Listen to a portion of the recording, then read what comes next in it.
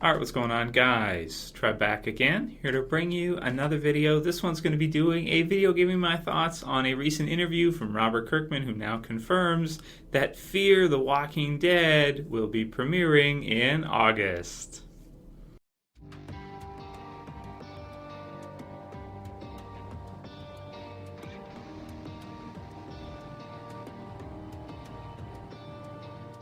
Okay, so I'll put the link in the description for you guys to Fangoria.com that has the article from Robert Kirkman confirming that we will be seeing Fear the Walking Dead in August.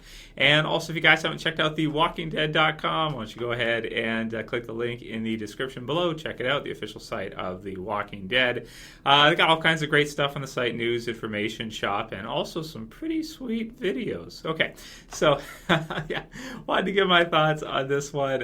Really excited to hear this great news. I was hoping that was going to be the case, because I remember some people were saying June, and I was like, no way are they going to be able to get it done by June. It's just too early. They need more time to finish it. Even though it's only 6 episodes for the first season, it's still, it's a lot of work for them to put it together. They got to do all the zombies. They got to do, of course, they would have already had the plot written for the first 6 episodes, but it's just a big production. So, August is a good time.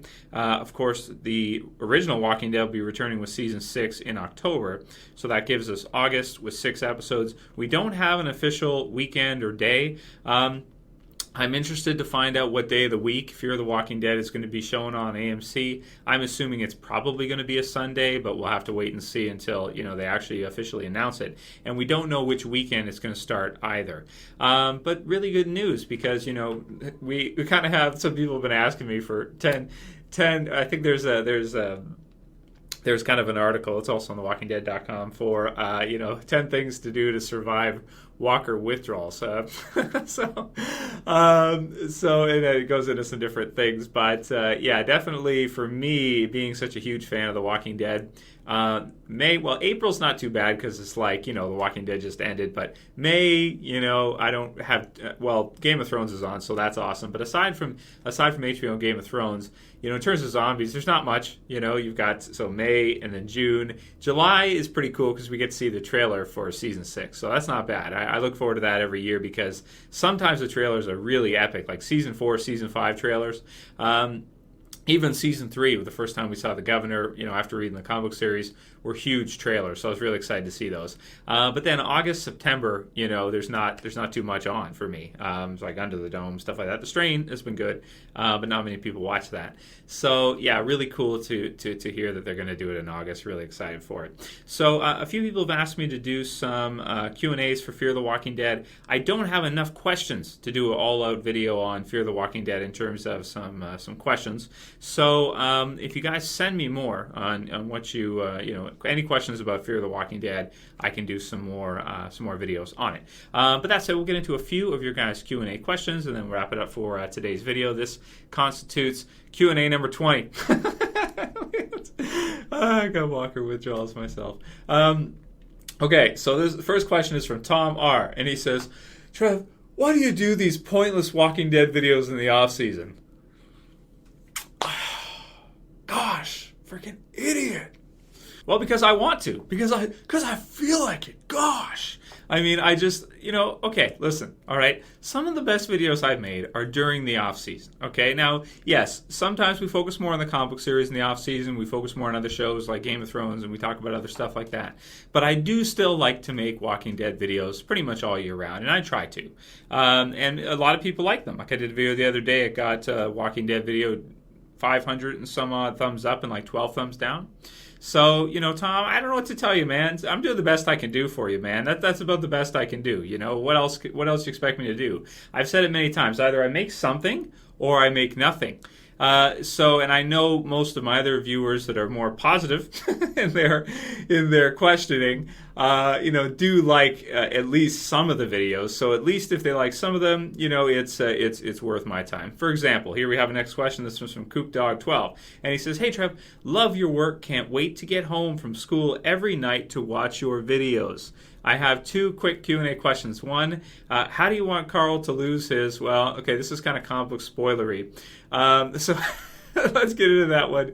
I'll save that for another video. Yeah, that he's got. Okay, so let's see. And two, if Robert would ask you to pitch him an idea for a comic issue or TV episode, what would it be? P.S. I don't read the comics, but if I want to start, where should I start? So that's a common question too. And where do I buy them? Well, you can buy them on thewalkingdead.com. Where should you start? I would say start from the beginning. Because it's a different version of the story.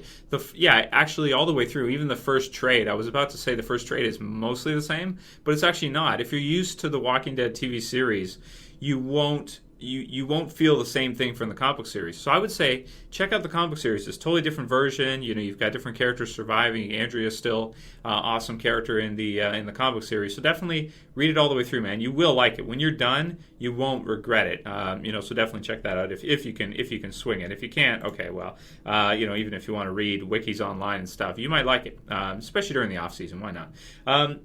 This other question, though, if I could pitch an idea. Somebody asked me last week in a Q&A about if I could create a villain, and I said I would either go with like a cult leader or a military personnel, military group. So I think if I could do an idea for an episode or I could do an issue of the comic book series, I would bring in my own villain. Now the governor's a little bit military-esque, and I talked about this more in my previous Q&A, so you guys who've seen it, you know what I'm talking about.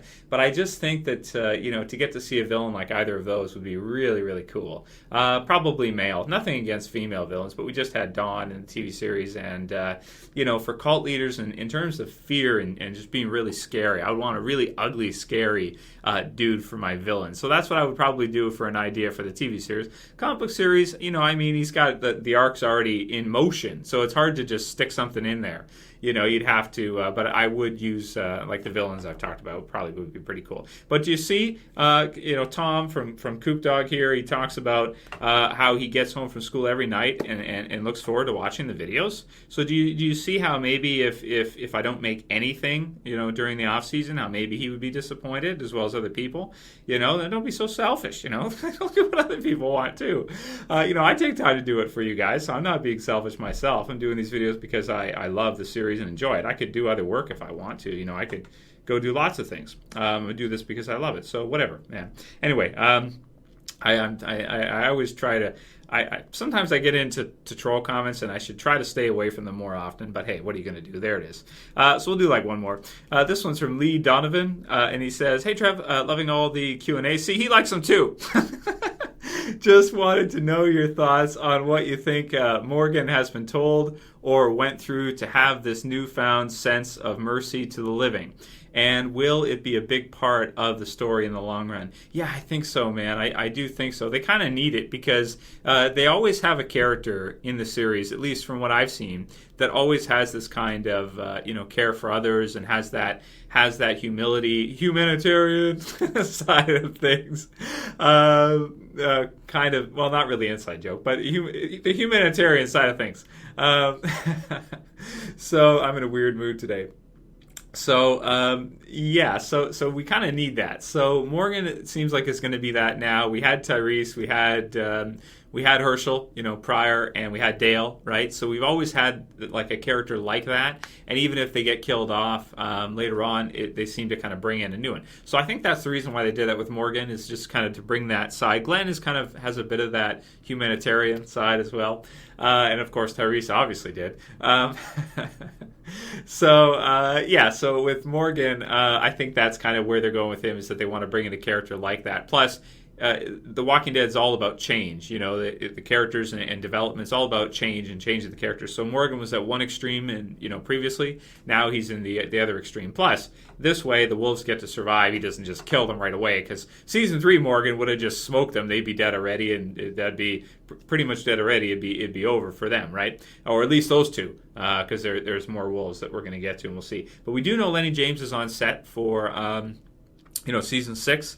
And so we've seen him in some pictures with fans and stuff like that, so that's awesome. So we at least know we're going to see him right off the bat for at least a little bit. So that's going to be pretty sweet. So I'm excited to see that. And I hope flashbacks. I hope they're going to show us in flashbacks how he went to start to care for the living again. I would think probably on his journey or something would have happened to him in and around his area there, in which probably would have propelled him to leave. So I'm hoping we get a flashback of seeing why he changed his philosophy, why he's in this kind of new state, and where, like, why he decided to go and try to find Rick. So maybe just realize that no matter what you do, with life, you're not going to get out alive anyway. So you might as well take risks, do the best you can, and do something. Do something. You're just going to sit there and clear. That's not a very fulfilling life. And knowing life expectancy in a zombie apocalypse, you might want to take the risk. You might want to try to do something rather than just sitting there, because that's really no life at all, really. Yeah. Well, yeah. Okay. So, thinking about myself there for a second and what I'm doing right now. But anyway, I'm not just sitting here. Okay. So, neither are you guys. We're talking about dead, so that's fun. So, So those are the questions I'll choose for this week, or for this Q&A today. And of course, we'll do another one in the next couple of days as well too. So send me your guys' video suggestions. I don't have too much right now. I don't have too much, so I can do Q&As. That's fine. Send me your questions. That's fine. But yeah, just keep doing what you're doing, guys. Send me what you got, whatever ideas you have, whatever you'd like to see, and I will include them in either Q&As or do standalone videos for them, because I want to keep making videos, Tom. I want to. So there you go. Anyway, if you guys like this video, please thumb it up below. If you want to support the channel, please share it. Please favorite it. If you're new and you want to subscribe, don't you be no fool. Go ahead and subscribe at the bottom left. And that's it for this one, guys. I'll see you for the next one. As always, it's Trev, and I'm saying peace.